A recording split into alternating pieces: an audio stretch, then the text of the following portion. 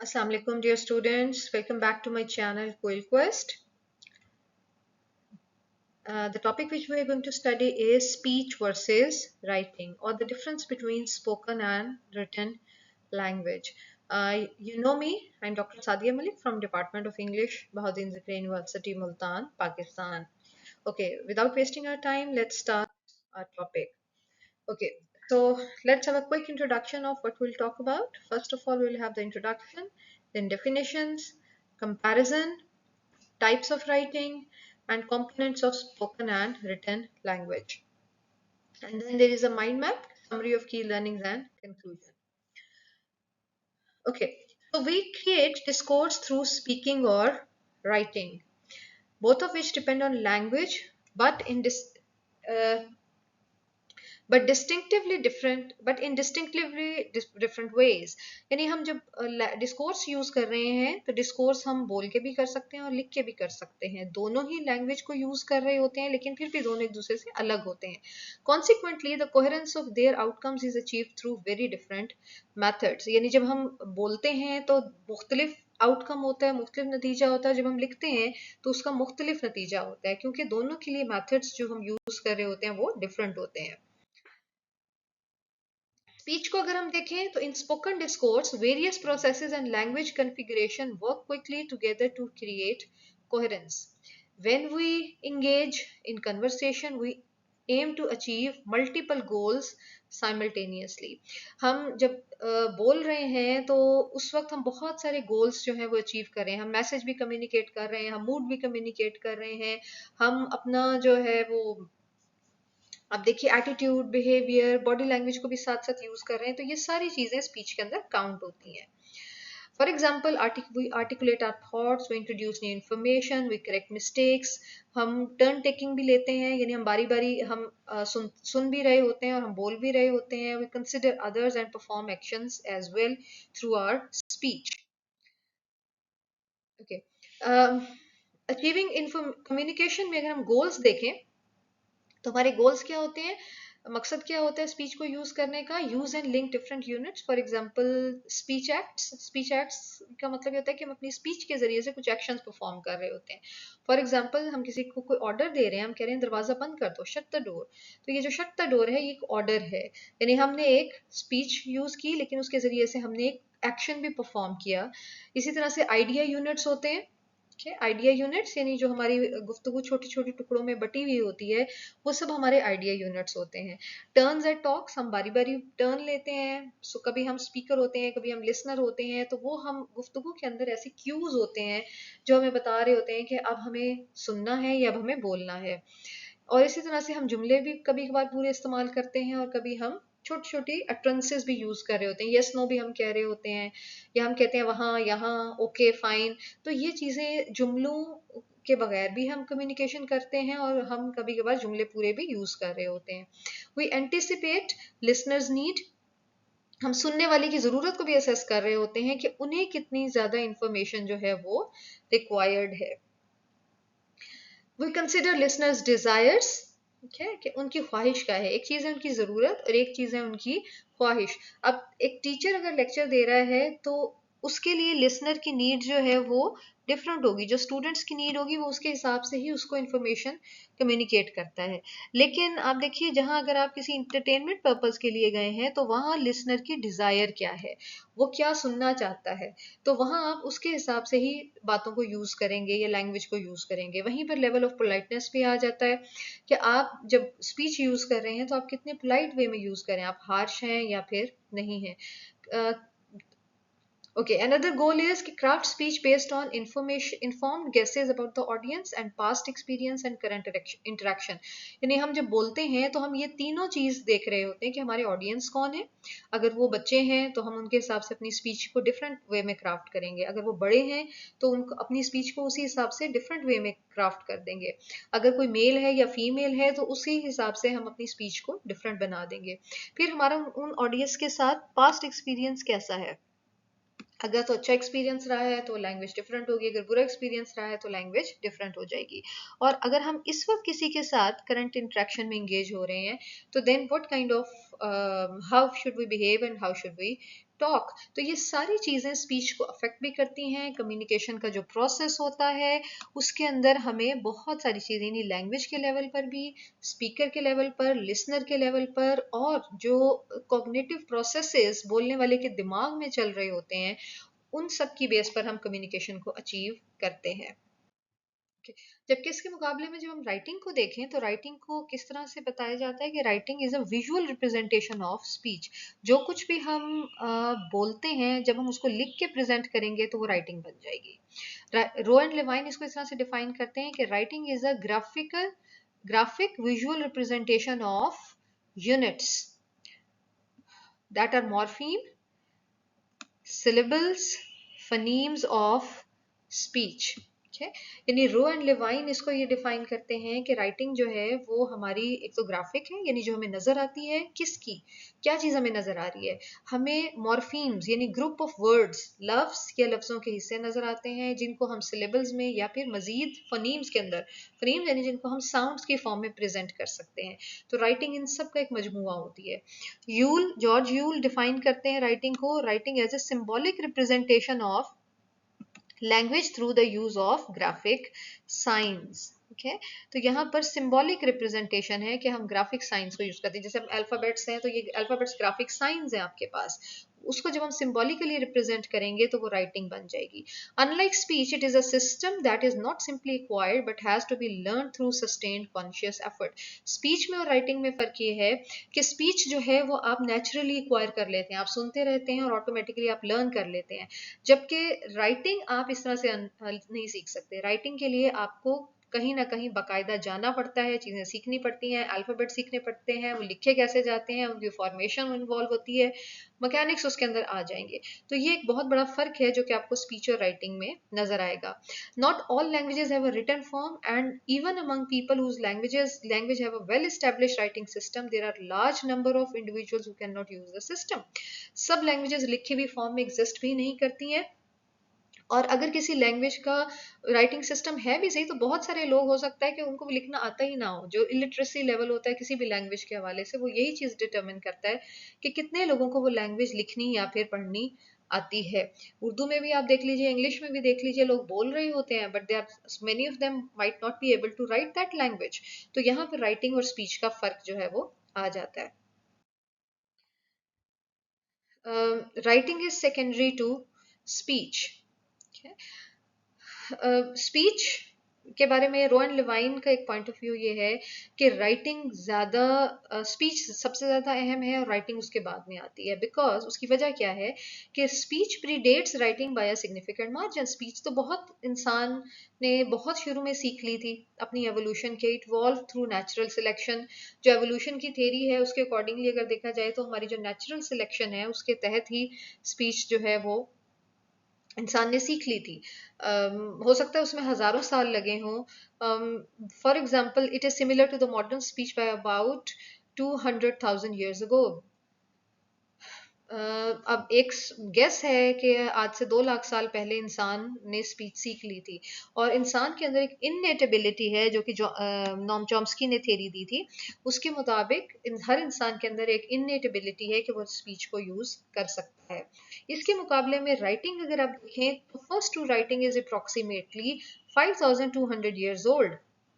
जो पहली राइटिंग हमें तारीख में नजर आती है वो सिर्फ 52,000 साल पुरानी है, यानी उससे डेढ़ और जबकि आपकी जो ओरल लैंग्वेज है या स्पीच है वो तो 2 लाख साल पहले आ गई थी। तो इसमें आप मार्जिन ऑफ डिफरेंस जो है वो देख सकते हैं। और राइटिंग जो है वो फॉर्मल टीचिंग के उसके लिए ज़रूरत होती है बाय केयर गिवर्स और टीचर्स, जबकि स्पीच के लिए आपको किसी टीचर की ज़रूरत नहीं है। स्पीच एक बच्चा सुनता रहेगा, ऑटोमेटिकली सीख लेगा। इसी पर्सपेक्टिव से अगर आप देखिए, स्पीच एक्विजिशन यानी स्पीच को हासिल करने का जो प्रोसेस होता है वो बड़ा नेचुरल और रैपिड होता है। It is required by everyone under normal condition. हर बच्चा जो पैदा होगा नॉर्मल कंडीशन के अंदर वो स्पीच को सीख लेगा। It follows the same stages of development. एक बच्चा जो कि अफ्रीका में, एशिया में, इंग्लैंड में कहीं भी पैदा होगा वो एक ही जैसी स्टेजेस से गुजरता है। उसकी लैंग्वेज जरूर डिफरेंट होगी लेकिन उसकी जो स्टेजेस ऑफ डेवलपमेंट होंगी वो लैंग्वेज की वो सेम होंगी। हर बच्चा शुरू में रोता है, उसके बाद वो एक एक आवाज निकालना शुरू करेगा, फिर वो ग्रुप्स ऑफ साउंड्स बनाना शुरू करेगा, फिर वो लफ्ज बोलेगा, वो दो दो लफ्जों पे जाएगा, फिर तीन लफ्ज, फिर वो जुमले बनाना शुरू कर देगा। तो ये स्टेजेस हर किसी की सेम होती हैं, इसमें हमें कोई ज्यादा बहुत ज्यादा फर्क नजर नहीं आता। सिर्फ एक्सेप्शंस वही चीजें हैं जहां पर आप अगर किसी बच्चे को बिल्कुल सोशल आइसोलेशन में रख दें, यानी वो बच्चा इंसानों के साथ किसी कांटेक्ट में नहीं आया, या वो बच्चा किसी मेडिकल कंडीशन का शिकार है, फॉर एग्जांपल ऑटिस्टिक बच्चे होते हैं, डिसलेक्सिक बच्चे होते हैं, डेफ एंड डम बच्चे हैं, तो वो शायद स्पीच को नेचुरली एक्वायर ना कर सके। अदरवाइज स्पीच एक यूनिवर्सल फिनोमिनन है जो हर इंसान एक ही तरीके से सीखता है।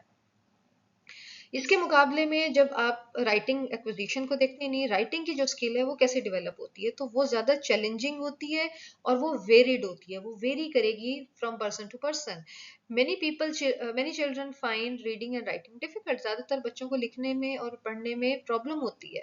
Learning processes very among children, कुछ बच्चे बहुत तेज होते हैं, कुछ बच्चे देर से सीखने वाले होते हैं, कि वो नहीं वो करते। It takes a longer time to master compare to speech. और लिखने को लिखाई के ऊपर जो मास्टरी होती है या राइटिंग के ऊपर जो उनकी कमांड है उसको सीखने में ज़्यादा टाइम लगता है as compare to speech.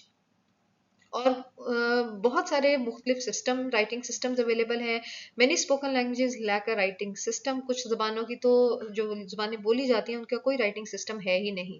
Cultures with writing system but no universal education may experience high illiteracy rate. बहुत से लैंग्वेजेस के राइटिंग सिस्टम तो एग्जिस्ट करते होंगे, लेकिन चूंकि वो पढ़ाई नहीं जा रही होती लैंग्वेजेस, या लोगों की एक्सेस नहीं होती उन एजुकेशनल सिस्टम तक, तो वो इलिटरेसी रेट की वजह से वो राइटिंग सिस्टम उनको समझ भी नहीं आती या उसके ऊपर उनकी कमांड भी नहीं होती।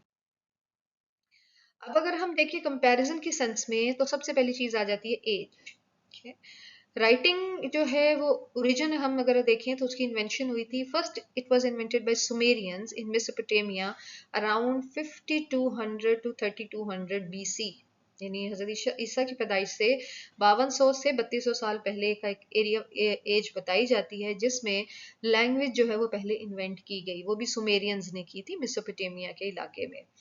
उसके बाद फिर the concept of writing spread world wide and different writing system evolves in various regions. जबकि स्पीच जो है, speech goes back to human beginnings perhaps about 200 million years ago. उसके अंदर आप अंदाजा लगा सकते हैं कि किसकी उम्र ज्यादा है, उसी हिसाब से उसकी प्राइमेसी भी ज्यादा है। अगर हम यूनिवर्सैलिटी के एस्पेक्ट से देखें, तो राइटिंग जो है वो प्री राइटिंग एरिया में, यानी जब राइटिंग नहीं लिखी जाती थी, तो people were non literate before the Sumerian invention of writing. यानी पीपल वर नॉन लिटरेट, यानी ये नहीं था कि वो बिल्कुल नाख्वानदा थे। okay? उनको लैंग्वेज तो आती ही थी ना किसी जरिए से वो कम्युनिकेट फिर भी करते थे। आज के ज़माने में भी हमारे पास नॉन लिटरेट ग्रुप एग्जिस्ट करते हैं। Many non literate groups exist today, for example in New Guinea, यानी वहाँ पर भी इसी तरह के ग्रुप्स हैं, यानी जो कि लैंग्वेज तो यूज़ कर रहे होते हैं और ऑफिशियली यूज़ कर रहे होते हैं, लेकिन उनका जो मोड ऑफ राइटिंग होता है वो इस तरह का नहीं होता जैसे किसी भी एक पर्टिकुलर लैंग्वेज का होगा। Some non literate individuals are found within officially literate societies. बज़ाहिर देखने में सोसाइटीज बहुत पढ़ी लिखी नजर आती हैं, जहाँ ऐसे लगता है कि सब लोगों को आता है लिखना पढ़ना, लेकिन वहाँ भी कुछ ना कुछ लोग ऐसे मिलते हैं जो कि नॉन लिटरेट होते हैं।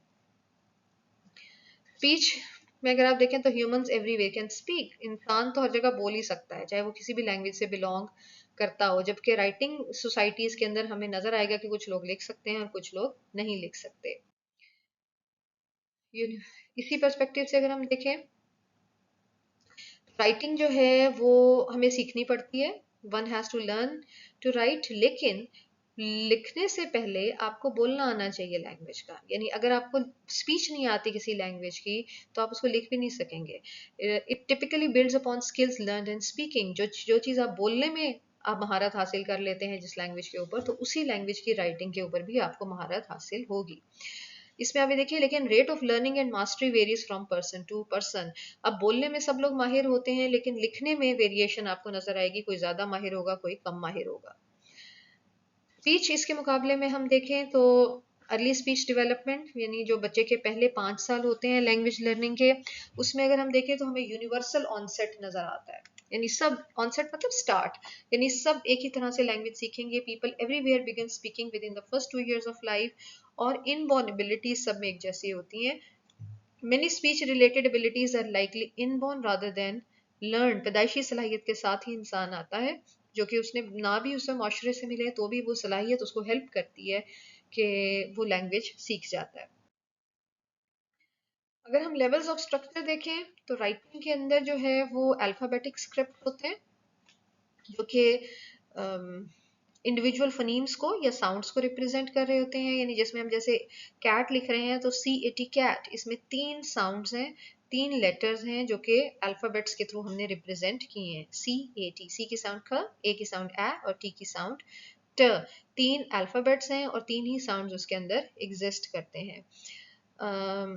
जबकि सिलेबरी स्क्रिप्ट्स जो होते हैं उसमें लेटर्स नहीं होते, उसमें सिलेबल्स एग्जिस्ट करते हैं. Basic unit corresponds to a spoken syllable, यानी जितना लफ्ज का टुकड़ा बोला जाएगा वही टुकड़ा जो है वो रिप्रेजेंट किया जाएगा, जो कि सिलेबल यानी हिज्जे जिन्हें हम कहते हैं. फॉर एग्जांपल चाइनीज में या चेरोकी लैंग्वेजेस के अंदर सिलेबल्स जो हैं वो यूनिट ऑफ एनालिसिस होता है. लोगोग्राफिक स्क्रिप्ट्स क्या होते हैं कि every character represents an entire morpheme, usually a word. जैसे चाइनीज के अंदर आपको पूरा वर्ड जो है वो एक मॉर्फीम की शक्ल में मिलता है. जबकि राइटिंग में हम देखें तो फनीम्स हैं और फिर मॉर्फीम्स हैं. फॉर एग्जांपल फनीम्स हम देखें तो यूनिट ऑफ साउंड है, इंडिविजुअली मीनिंगलेस. फॉर एग्जांपल ब, इट. अगर इनको अलग अलग कर दें तो इनका कोई मीनिंग नहीं है, लेकिन जब हम इनको मिला देंगे तो इनका मीनिंग बन जाएगा और एक वर्ड की शक्ल में इख्तियार कर लेंगे. मॉर्फीम उसके मुकाबले में meaningful units formed by combining phoneme. The phonemes B, it form the word bit.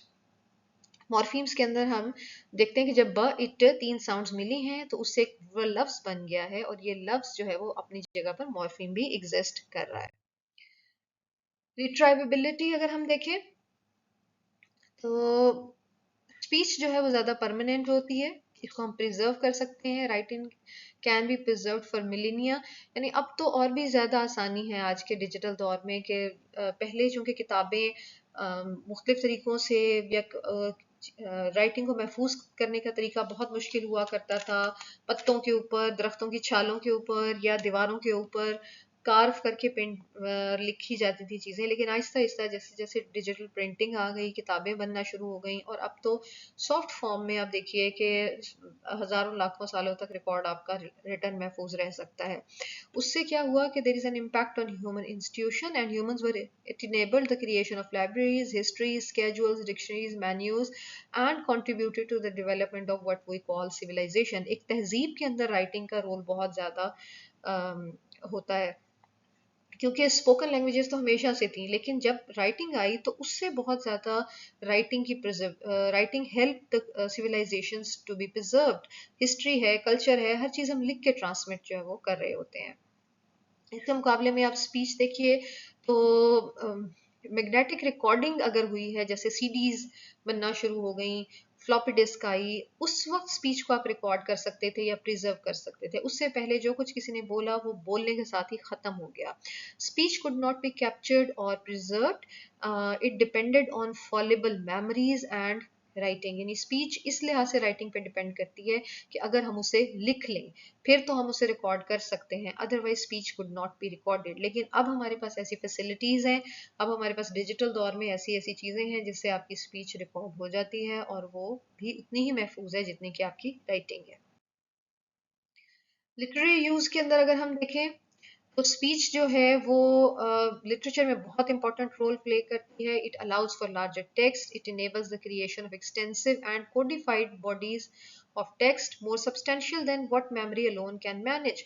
यानी जो चीज़ इंसान की याददाश्त में महफूज नहीं रह सकती उसको हम क्लिक कर महफूज कर लेते हैं. अब हम हमारे पास नॉवेल्स के नॉवेल्स हैं, क्रिएटर्स, हम किताबों पे किताबें आपको लाइब्रेरीज पूरी भरी हुई मिलेंगी.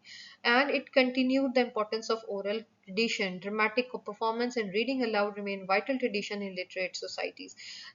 Writing के ज़रिए से ही हम चीज़ों को perform भी कर पाते रहे हैं, क्योंकि लिखे हुए फॉर्म में ड्रामाज हुए, उसके अंदर फिर जो ओरल ट्रेडिशंस थी उनको लिखी हुई फॉर्म के अंदर प्रेजेंट कर दिया गया.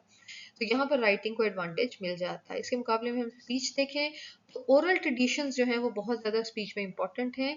फॉर्म्स ऑफ ओरल लिटरेचर में सॉन्ग्स, रिचुअल्स, लेजेंड्स, मिथ्स और उनकी प्रिजर्वेशन जो है वो सिर्फ मेमोरी के ज़रिए से पॉसिबल थी। यानी जितना लोगों को याद होता था वो गाते थे, वो कहानियाँ सुनाते थे, वो एक दूसरे को जनरेशन टू जनरेशन सुना कर ट्रांसफ़र करते थे। लिखी हुई चीज़ ने इस चीज़ को पॉसिबल कर दिया कि हम किस तरह से चीज़ों को ज़्यादा आसान बना सकते हैं। अगर हम प्रेस्टीज के हवाले से देखें तो राइटिंग जो है वो ज़्यादा प्रेस्टिजियस कंसिडर्ड होती है क्योंकि राइटिंग के साथ ज़्यादा पॉलिटिकल और इकोनॉमिक पावर एसोसिएटेड है। आप लिखी हुई चीज़ को ब्लैक एंड वाइट में जितनी चीज़ होगी वो उतनी ज़्यादा प्रेस्टिजियस है। लिटरेचर को एडमायर किया जाता है जो कि लिखी हुई फॉर्म में हो। एजुकेशनल इंस्टीट्यूशंस आपकी इसी चीज़ के ऊपर रन कर रहे हैं that you have written language. और लिटरेट यानी जो ख्वांदा सोसाइटीज़ होती हैं, जो पढ़े लिखे सोसाइटीज़ होती हैं, उसमें राइटिंग को ज़्यादा प्रेस्टिजियस समझा जाता है। It is considered a mark of intellectual and cultural faculty. जितने ज़्यादा लोग लिखना पढ़ना जानते होंगे या उनको लिखना आता होगा वो उतना ही ज़्यादा इंटेलेक्चुअल और कल्चरली ज़्यादा स्ट्रॉन्ग सोसाइटीज़ कंसिडर होती हैं। इसकी परसीव्ड करेक्टरिस्टिक्स में अगर हम देखें तो राइटिंग इंटेलेक्चुअल तो है but at the same time it can be colder और मोर इम्पर्सनल। क्योंकि हम जब किसी चीज़ के बारे में पढ़ रहे हैं तो हो सकता है वो हमारे इमोशंस या फीलिंग को उस तरह से रिफ्लेक्ट ना करती हो जैसे अगर हम उसको बोल के करें तो हमारे फीलिंग्स इमोशंस जो है वो रिफ्लेक्ट हो रहे हो। इसीलिए वो गैर जज्बाती किस्म की और आमतौर पर राइटिंग जो है वो इम्पर्सनल होती है बाय नेचर। इसके मुकाबले में अगर स्पीच देखें तो speech is often seen as inferior and less prestigious. यानी वो उनको ज़रा कमतर, राइटिंग के मुकाबले में स्पीच की वैल्यू ज़रा कम समझी जाती है। It is associated with informal communication. अगर हमने इनफॉर्मल कम्युनिकेशन करनी है तो वो स्पीच के ज़रिए से हो जाएगी। And it is commonly link to casual style. हमारा आम रूटीन का जो गुफ्तगू का अंदाज होता है वो स्पीच के साथ लिंक किया जाता है। In formal context for example oratory, sermon, speech may adopt a more formal written style। इसके मुकाबले में जो हमारे फॉर्मल कॉन्टेक्स्ट होते हैं उसके अंदर हमारी ओरेटरी खताबत है, स्पीचेस जो दी जाती हैं वो अलबत्ता चाहे वो बोल के भी की जा रही हों लेकिन वो रिटन स्टाइल को ज़्यादा फॉलो करती हैं। Adapting written style for a spoken discourse, वहाँ पर आपको अपने रिटन स्टाइल को अडेप्ट करना पड़ता है ताकि आप स्पोकन डिस्कोर्स को स्पोकन डिलीवरी उसकी कर सकें। अगर हम फॉर्मेलिटी के हिसाब से देखें तो जो राइटिंग है वो ज़्यादा परमानेंट है और ज़्यादा स्टैंडर्ड समझी जाती है because it shows slower and less sweeping changes over time. उसको बदलने में बहुत कम वक्त लगता है। यानी बहुत सॉरी बदलने में ज़्यादा टाइम लगता है। यानी वो बहुत अरसे तक एक ही राइटिंग जो है वो कंटिन्यू रहेगी। उसके अंदर हमें बहुत ज़्यादा चेंज नज़र नहीं आएगा। For example English spelling has changed much less than pronunciation in Chaucer's time. अगर आप जेफरी चॉसर को आपने पढ़ा हो तो आज भी उसके बहुत सारे वर्ड्स के स्पेलिंग हमें सेम लगते हैं लेकिन अगर आप प्रोनाउंसिएशन के हवाले से देखेंगे तो उस हवाले से बहुत ज़्यादा लैंग्वेज चेंज हो सकती है because it is link to the factors of formality and prestige. तो फॉर्मल लैंग्वेज के अंदर आप देखिए तो चेंज आपको बहुत कम होता हुआ नजर आएगा। ज़्यादातर स्टैंडर्ड फॉर्म में ही लैंग्वेज एग्जिस्ट करती रहती है। अगर हम उसके मुकाबले में स्पीच देखें तो स्पीच तो कॉन्टिन्यूली चेंज हो रही है। It undergoes on going valuation. आज जो लफ्ज बोले जा रहे हैं वो आज से 10 साल पहले नहीं थे, जो आज से 50 साल पहले थे। मीनिंग भी चेंज हो रहे हैं उनके। तो स्पीच जो है वो ज़्यादा रैपिडली चेंज में से गुजरती है और वो ज़्यादा स्टैंडर्ड भी नहीं होती। बट स्पीकर्स में भी relatively unaware of these changes. लोगों को पता भी नहीं चलता और अनकॉन्शियसली वो उस चेंज का हिस्सा बनते चले जाते हैं। अगर आज से आप 50 साल पहले की उर्दू सुने तो उसके अंदर इंग्लिश का कोई वर्ड हार्डली ही आपको इस्तेमाल होता हुआ नजर आएगा। लेकिन आज की जो उर्दू है उसके अंदर आप देखें कि हम कोड स्विचिंग इतनी ज्यादा करते हैं कि इंग्लिश और उर्दू मिक्स करके बहुत ज्यादा बोलते हैं लेकिन ये एक चीज नेचुरल बन गई है तो स्पीकर्स को उसका पता भी नहीं चलता। स्टैंडर्डाइजेशन हम देखें अगर राइटिंग के हवाले से तो there is a movement towards a single written norm के ज़्यादा प्रेफर ये किया जाता है कि राइटिंग सिस्टम एक ही तरह का होना चाहिए। राइटिंग सिस्टम में आपको बहुत ज़्यादा पूरे मुल्क में अगर उर्दू लिखी जा रही है तो वो आमतौर पर एक ही तरीके पे लिखी जाएगी या पूरी दुनिया में उर्दू एक ही तरीके पे लिखी जाएगी। जो इंग्लिश है वो देखिए पूरी दुनिया में हालांकि बोलने में कितनी ज़्यादा आपको वेरिएशन नज़र आएगी लेकिन जो लिखे जाने वाला स्टाइल है उसके हिसाब से अगर हम देखें तो उसमें हमें अल्फ़ाबेट्स वही 26 के 26 नज़र आएंगे, उन्हीं का कॉम्बिनेशन नज़र आएगा। राइटिंग फ़ॉन्ट्स डिफरेंट हो सकते हैं लेकिन राइटिंग जो उसका नॉर्म है वो चेंज नहीं होता। उसकी वजह क्या है? It is driven by the needs of communication and it is codified by governmental educational and literary institutions. चूंकि इन इदारों के अंदर उनको यूज़ होना होता है, तो अगर वो बदल बदल के नई नई राइटिंग स्टाइल ले आएंगे तो बहुत सारे इदारे उसको यूज़ नहीं कर सकेंगे। उसका इम्पैक्ट क्या है स्पीच के ऊपर? The prestige of the written standard often influences spoken language as well। क्योंकि राइटिंग में जो लैंग्वेज होती है वो ज़्यादा प्रेस्टिजियस है, वो ज़्यादा स्टैंडर्ड है, तो वो फिर स्पोकन लैंग्वेज को भी इम्पैक्ट कर रही होती है।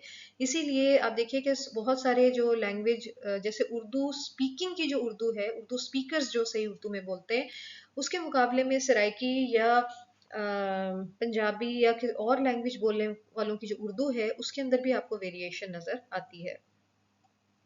इसके मुकाबले में अगर आप स्पीच देखें तो वहां पर हमें बहुत ज्यादा ज्योग्राफिकल वेरिएशन नजर आती हैं। For example dialects across different region, एक ही रीजन्स एक ही लैंग्वेज होती है लेकिन उसके मुख्तलिफ वेरिएशंस होते हैं। फॉर एग्जांपल सराइकी अगर हम देखें तो वो बहावलपुर में और तरह बोली जाएगी, मुल्तान में और तरह बोली जाएगी, यानी वर्ड्स का भी फर्क होगा, प्रोनाउंसिएशन का भी फर्क होगा। तो ये इन ग्रुप इस वेरिएशन को हम डायलेक्ट्स कहते हैं। जबकि अगर सराइकी लिखी हुई आपको नजर आएगी तो वो एक ही स्टाइल की नजर आएगी, उसके अंदर आपको वेरिएशन बहुत ज्यादा नजर नहीं आएंगी। फिर स्पीच के अंदर जो वेरिएशंस होती हैं वो डिफरेंट सोशल ग्रुप्स के हिसाब से भी एग्जिस्ट कर रही होती हैं। Social groups in terms of के हाई क्लास, लो क्लास, अब एक जो अपर क्लास है या मिडिल क्लास है या लोअर क्लास है, इनकी लैंग्वेज के स्पीकिंग स्टाइल में भी आपको फर्क नजर आता है। लेकिन यही लोग अगर लैंग्वेज लिखेंगे तो वो लिखने में एक ही नॉर्म को फॉलो करेंगे। ओके, अगर हम टाइप्स ऑफ राइटिंग को देखें तो हमारे पास सबसे पहले जो आई थी राइटिंग की फॉर्म जो कि केवमैन किया करते थे वो पिक्चर राइटिंग थी। लेकिन पिक्चर राइटिंग को लिंग्विस्ट बहुत ज़्यादा ट्रू राइटिंग मानते नहीं है। उसकी वजह क्या है कि picture writing represents things and events. Picture writing जो है वो उस जमाने में चीज़ों को या इवेंट्स को रिप्रेजेंट किया करती थी। जो लोगों के साथ वाकयात होते थे, जिन चीज़ों को वो दिखते थे, वो उसको पिक्चर्स की फॉर्म में रिप्रेजेंट करना शुरू कर देते थे। जबकि ट्रू राइटिंग जो है वो उसको विजुअल, अगर वो विजुअली किसी एलिमेंट ऑफ स्पीच को रिप्रेजेंट करती है, यानी हम किसी साउंड को या किसी वर्ड का नाम दे रहे हैं, तो उसको ट्रू राइटिंग लिंग्विस्ट ज्यादा कंसिडर करते हैं।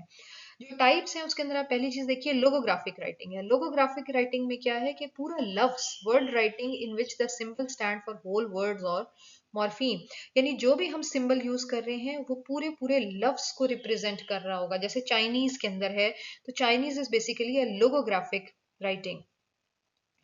सिलेबिक राइटिंग में क्या होता है कि इन this system each symbol represents one syllable. Her symbol जो है वो एक सिलेबल को रिप्रेजेंट करेगा, जैसे जापानीज में होता है। वर्ड एक पूरा लफ्ज होता है और सिलेबल जो है वो एक लफ्ज का हिस्सा हो सकता है। ये फर्क है सिलेबल में और लफ्ज में। क्योंकि अल्फाबेटिक राइटिंग के अंदर in this system each symbol ideally corresponds to individual phoneme. हर सिंबल जो है वो अलग से इंडिविजुअल फनीम को या इंडिविजुअल साउंड को रिप्रेजेंट करेगा। जैसे इंग्लिश में है, वहां पर हमारे सामने इंडिविजुअल फनीम जैसे बी ए टी बैट है तो बी एक अलग फनीम है, ए एक अलग फनीम है, टी एक अलग फनीम है, और ये तीनों मिलके अल्फाबेट्स को वर्ड्स की फॉर्म में हम कन्वर्ट कर देते हैं। अगर हम कंपोनेंट्स देखें स्पोकन और रिटन लैंग्वेज के, तो दोनों के अंदर लैंग्वेज सिस्टम में फोनोलॉजी, मॉर्फोलॉजी, सिंटेक्स, सिमेंटिक्स और डिस्कोर्स और प्रैग्मेटिक्स तो काम कर रहे होते हैं। यानी सिस्टम्स चाहे ओरल लैंग्वेज हो चाहे रिटन लैंग्वेज हो सेम होगा। लेकिन फोनोलॉजी के लेवल पर अगर हम देखें तो फनीमिक अवेयरनेस और अंडरस्टैंडिंग ऑफ सिलेबल होना जरूरी है। यानी किसी भी लैंग्वेज में साउंड्स कौन सी हैं जो कि एग्जिस्ट करती हैं। रिटन लैंग्वेज में हम देखते हैं कि कौन से लेटर्स हैं और उनके स्पेलिंग्स क्या हैं जो कि लफ्जों को बना सकते हैं। मॉर्फोलॉजी के लेवल पर हम देखते हैं कि ओरल लैंग्वेज के लिए हमें meanings of word forms in their parts, यानी लफ्जों के मीनिंग क्या हैं और उनको हम कितने हिस्सों में डिवाइड कर सकते हैं। फॉर एग्जाम्पल अगर हम एक लफ्ज कह रहे हैं हैप्पी और हम कहते हैं अनहैप्पी, तो अन एक अलग पार्ट है और हैप्पी एक अलग पार्ट है। जब हमने अन उसके साथ लगाया तो उसके साथ एक नेगेटिव मीनिंग अटैच कर दिया है। रिटन लैंग्वेज में भी हमें इसी तरह से ही appropriate use of word parts आना चाहिए। सिंटेक्स के अंदर हमें वर्ड ऑर्डर के हम लफ्ज़ों को किस तरतीब से लगाएंगे और क्या ग्रामेटिकल रूल होगा जिससे एक स्ट्रक्चर ऑफ सेंटेंस बनेगा। रिटन सिंटेक्स जो है वो ओरल लैंग्वेज में और रिटन लैंग्वेज में सेम तरीके से काम करता है, क्योंकि जुमले हम वहाँ पर भी बोलते हैं और दोनों तरह की, यानी चाहे लैंग्वेज रिटन हो या ओरल हो, दोनों भी जुमलों का इस्तेमाल होता है। तो उसमें लफ्ज़ों की तरतीब और ग्रामेटिकल रूल्स का हमें ख्याल एक ही बराबर तरीके से रखना होता है। सिमेंटिक्स में क्या है, ये भी दोनों में सिमिलर तरीके से आएगी कि understanding meaning of words and phrases in their context, लफ्जों का, फ्रेजेस का और किस कॉन्टेक्स्ट में, किस हवाले से हम उन्हें यूज कर रहे हैं, ये एलिमेंट लैंग्वेज का, ये ओरल और रिटन लैंग्वेज दोनों में इक्वली इंपॉर्टेंट है। फिर there are social rules of communication, discourse के हवाले से अगर हम देखें तो ओरल लैंग्वेज में हमें पता होना चाहिए, जब हम ओरल लैंग्वेज हम यूज़ कर रहे हैं या स्पोकन डिस्कोर्स में इन्वॉल्व हो रहे हैं, तो कम्युनिकेशन के रूल्स क्या हैं, हम किससे बात कर रहे हैं, हमारे लिसनर कौन है, हमें किस तरह से बोलना है, क्या किस बारे में बात की जानी है, टॉपिक कैसे शिफ्ट होगा, ये सब चीज़ें ओरल लैंग्वेज का हिस्सा होती हैं। फिर रिटन लैंग्वेज के अगर हम अंदर देखें तो हमें understanding the point of view, need of audience, intended message to convey. Written language में अगर एक नॉवेल एक राइटर लिख रहा है तो वो किसके लिए लिख रहा है, उसके अंदर थीम क्या होगा, उसमें उसका मैसेज क्या है जो वो कम्युनिकेट करना चाहता है। ओरल लैंग्वेज में हो सकता है कोई मैसेज ना हो, जब हम चिट चैट करते हैं, गुफ्तगू करते हैं, कोई हो सकता है मैसेज ना हो, लेकिन अगर आप एक न्यूज़पेपर आर्टिकल पढ़ेंगे तो उसके अंदर आपको कुछ ना कुछ इन्फॉर्मेशन कन्वे करनी है, अदरवाइज उस न्यूज़पेपर को लिख के जाने का कोई मकसद भी नहीं है। So this is how these are different components, यानी लैंग्वेज सिस्टम एक ही है, 5 बेसिक हैं, लेकिन वो ओरल लैंग्वेज में थोड़ा डिफरेंट तरीके से काम करेंगे और रिटन लैंग्वेज में कुछ और मुख्तलिफ तरीके से आएंगे। अब ये एक माइंड मैप है जो कि डेफिनेशन के ऊपर बेस्ड है। फिर इसके अंदर वही एस्पेक्ट्स ऑफ कंपैरिजन है कि हम इन दोनों चीज़ों को या दोनों टाइप्स ऑफ लैंग्वेज को कंपेयर कैसे कर सकते हैं, फिर टाइप्स ऑफ राइटिंग है और कंपोनेंट्स क्या क्या हैं। That's all from my side. Thank you so much for your time and for watching this video. Please um, like this, subscribe to my channel and hit the bell icon button for every upcoming videos. Dr. Sadia Malik signing off.